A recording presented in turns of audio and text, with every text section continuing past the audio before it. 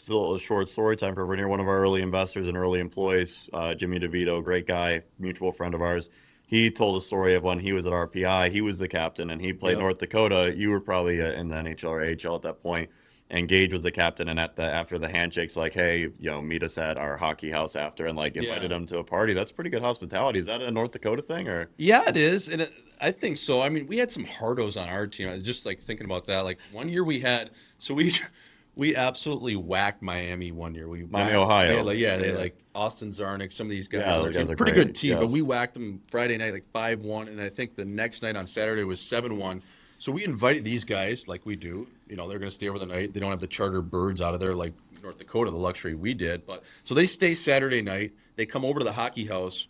We play them in Flip Cup. We beat them 4-0. It was Nodak versus Miami. We had the whole party, including the guys on Miami. I've told the story before, chanting, fuck Miami. So then we had them all in there. And then what we do after we roasted them 4-0 in a best of 7, we kicked them out of the party. Said, boys, you don't have to go home, but you can't stay here. So I don't know why we did that, but that's kind of. But normally, yeah, we would, those guys, especially non-conference, they would come over and party and hang out with us at the Pita Pit, we call it. Well, in North Dakota is a very incredible culture, rich hockey history, and it seems like you all are really good friends here. Yep. And this podcast is all about positivity, so I hope this isn't taken the wrong way.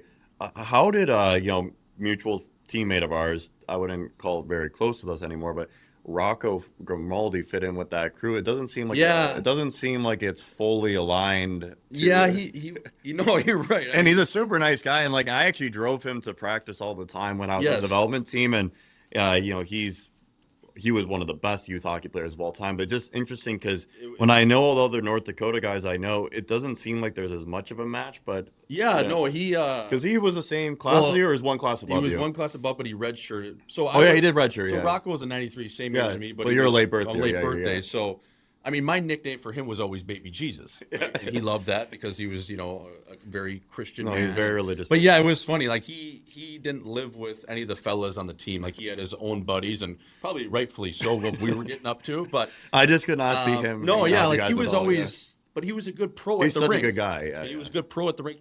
Where he probably lacked in the social aspect, he made up for on the ice and always brought a good attitude. And, that was a guy that would be in the gym doing his own workouts late at night or getting on the ice before, like a very competitive guy. But, yeah, if you're talking about a guy you need a beer pong partner for, he's probably not your first call, No, because I'm going to be drinking all the beers, and he can't even really shoot that well. So now I'm twice as drunk. And I got a guy that doesn't exactly have a mid-range game like Sean Livingston. Yeah. No, that makes more sense. But you did have the lucky opportunity to get to play with your brother for one season at North Dakota, which is so cool. I always talk about for myself, not nearly on the level of you, but I played high school baseball one year with my brother. I was a senior. He was a sophomore, so similar dynamic. And that still to this day is one of my fondest memories. Talk about that. And then you did leave, and then they won the national championship the next year, right? So, like, dagger. I know you did want to win. I mean, you were first-round picks. You're probably like, let me get the money. But, like, talk about that decision, too, and how that affected you. Yeah, it was tough. I mean, our team, I thought the year before and the previous year, we lost in the semifinals of the Frozen Four. So we were right there. The Minnesota game, the 0.6 second game, that famous game, and then BU just took us to the screws a little bit in Boston the next year. And I thought we had the team, especially with Nick, the following year probably going to be, a more elevated role. He'd be a sophomore. He's really going to take off. Brock Besser coming in. The CBS line. Yeah, but you know how it is. If you're a first-round pick, these teams, they're telling you, hey, you're going to be in the lineup next year. And I wish I just would have had a little bit more perspective from maybe an outsider or an agent and been look like, hey, fella, look at their lineup right now. Yeah.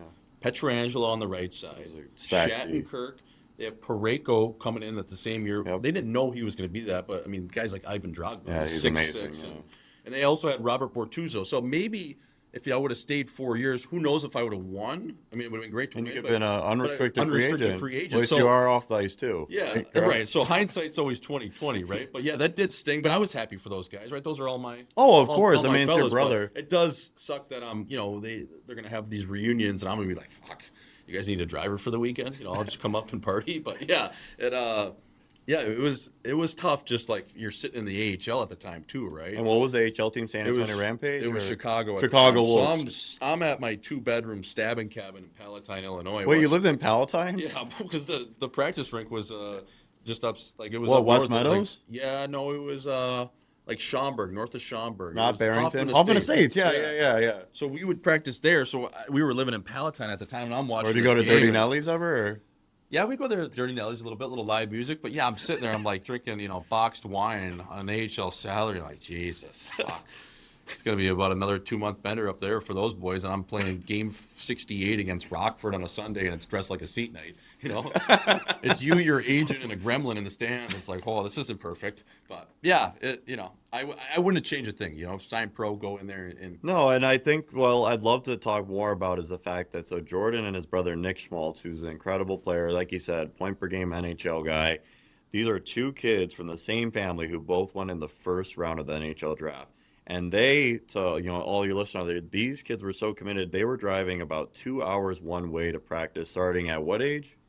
yeah, I think Or how fast did you get it down to? 2 hours is pretty it was accurate, like right? 2 and change, Yeah, especially when they went down. It went from To Woodridge, Addison to Woodridge. Yeah, I think my first year at the Mission was maybe Pee Wee Major. And then Nick's was which year? Similar to that. So I think it was like in total, it was probably like 6 or 7 years. So what was that decision like and obviously, again, 2 first-round picks, unbelievable. Like, how did your family make that decision? Was it mostly your dad driving? Did your mom also contribute? Like, what was the family dynamic there? Because, that's an intense commitment. But, again, 2 first-round picks from Verona, Wisconsin. This is a really, really special story.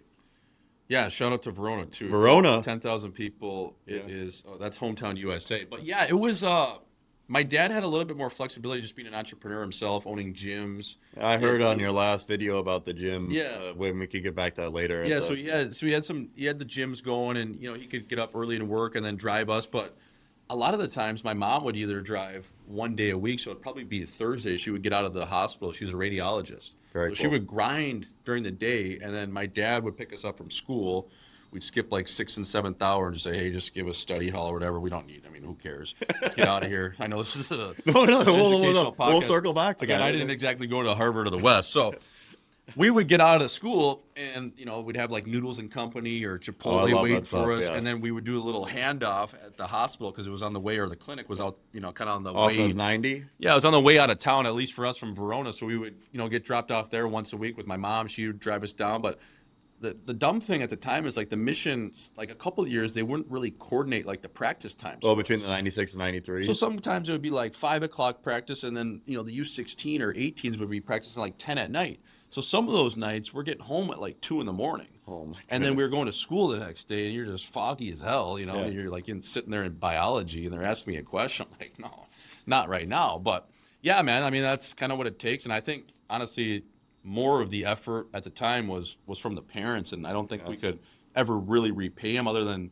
I always try to tell them, that was crazy that you guys did that for that long. And then I had a sister that ended up playing volleyball at Kentucky, so she was doing travel volleyball going to Milwaukee. So they were, they were running up and backs, dude. It was nuts.